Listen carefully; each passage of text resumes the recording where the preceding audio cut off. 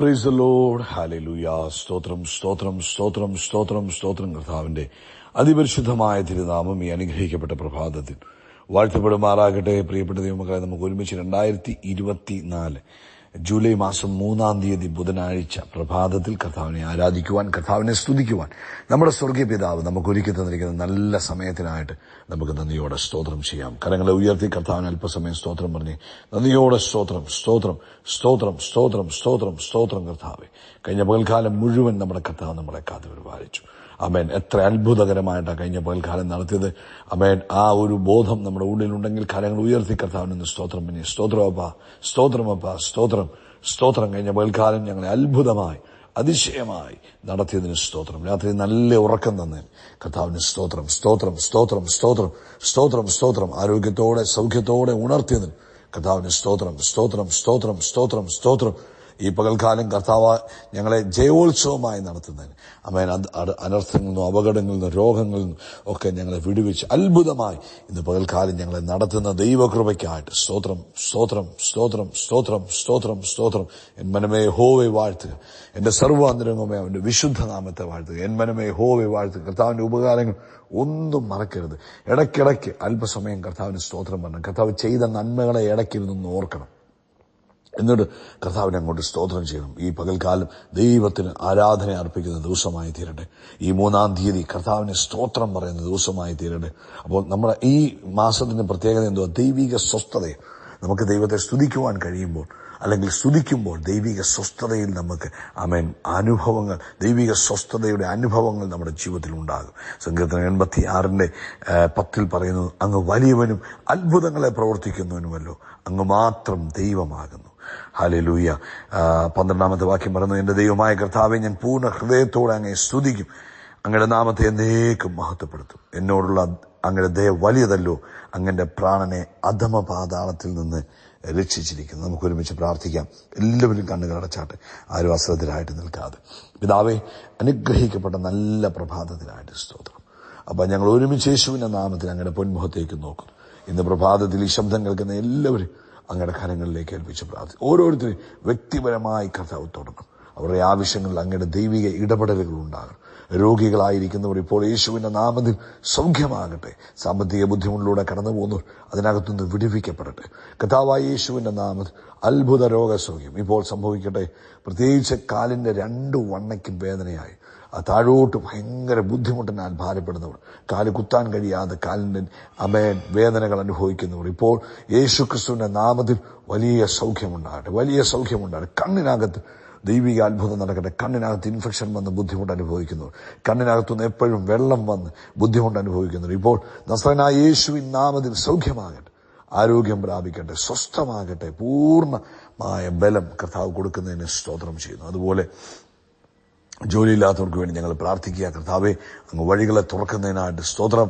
ആവശ്യങ്ങൾ ദൈവിക ഇടപെടലുകളെ കൊടുക്കുന്നതിനായിട്ട് ദൈവത്തിന് സ്തോത്രം. ലോകത്തെമ്പാടും കർത്താവിന്റെ ദാസന്മാരെ ദാസിമാരെ ദൈവമക്കളെ അനുഗ്രഹിച്ച് പ്രാർത്ഥിക്കുന്നു. ഇന്ന് വൈകിട്ടത്തെ മീറ്റിംഗും അനുഗ്രഹപൂർണ്ണമായി തീരട്ടെ. വലിയ കാര്യങ്ങളെ കർത്താവ് ചെയ്യണം. ഇന്ന് രാത്രിയിൽ ദൈവത്തിന്റെ വലിയ പ്രവൃത്തി കാണുവാൻ സഹായിക്കണം.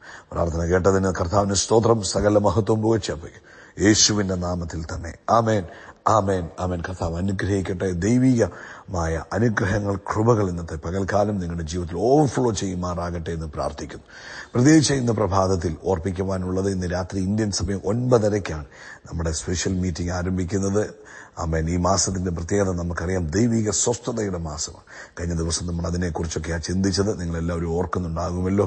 ആമേൻ. അപ്പം ആ ദൈവിക സ്വസ്ഥത എന്ന് പറഞ്ഞതിൽ നമ്മൾ വിശ്വസിക്കണമെന്നും, വിശ്വസിക്കുന്നവർ ദൈവത്തിൽ ആശ്രയിക്കും, അല്ലെങ്കിൽ ട്രസ്റ്റ് ചെയ്യുമെന്നും പറഞ്ഞു. ട്രസ്റ്റ് ചെയ്യുന്നവർ കർത്താവിൽ റെസ്റ്റ് ചെയ്യാൻ തയ്യാറാകും. റെസ്റ്റ് ചെയ്യുമ്പോൾ നമ്മൾ ദൈവത്തെ സ്തുതിക്കും. ദൈവത്തെ സ്തുതിക്കുമ്പോൾ നമ്മുടെ ലൈഫിലേക്ക് ദൈവിക അത്ഭുതങ്ങൾ ആമേൻ പകരപ്പെടും. അതാണ് നമ്മൾ ധ്യാനിച്ചത്. അപ്പം അത് തുടർമാനമായിട്ട് നമ്മൾ ഇന്നും കേൾക്കും. അതുകൊണ്ട് നിശ്ചയമായിട്ടും നിങ്ങൾ ഇന്നത്തെ മീറ്റിംഗിൽ പങ്കെടുക്കണം, മറക്കരുത്. ഇന്ന് 23-ാം സങ്കീർത്തനത്തിൽ നിന്നാണ് പരിശുദ്ധാത്മാവ് ഓർപ്പിക്കുന്നത്. കാരണം ഈ ദൈവിക സ്വസ്ഥതയുടെ ദിവസങ്ങൾ, അല്ലെങ്കിൽ ദൈവിക സ്വസ്ഥത ഒരുവന്റെ മേൽ വരുമ്പോൾ അവന് ഭയം, ഒന്നിനെക്കുറിച്ചും ഭയത്തിന്റെ ആവശ്യമില്ല. ഭയമുള്ളവർക്ക് സ്വസ്ഥതയില്ല. ഭയമുള്ളവർക്ക് സ്വസ്ഥത അനുഭവിക്കുവാൻ കഴിയത്തില്ല. ഏതെങ്കിലും രീതിയിലുള്ള ഭയങ്ങൾ നമ്മളെ അലട്ടുന്നുണ്ടെങ്കിൽ നമുക്ക് സ്വസ്ഥത അനുഭവിക്കാൻ കഴിയത്തില്ല. അതിനുവേണ്ടി ഒരു വാക്യം വായിക്കാം. ഇത് 23-ാം സങ്കീർത്തനം അതിന്റെ 4-ാമത്തെ വാക്യത്തിൽ പറയും, കൂരിരുൾ താഴ്വരയിൽ കൂടി നടന്നാലും ഞാൻ ഒരനർത്ഥവും ഭയപ്പെടുകയില്ല.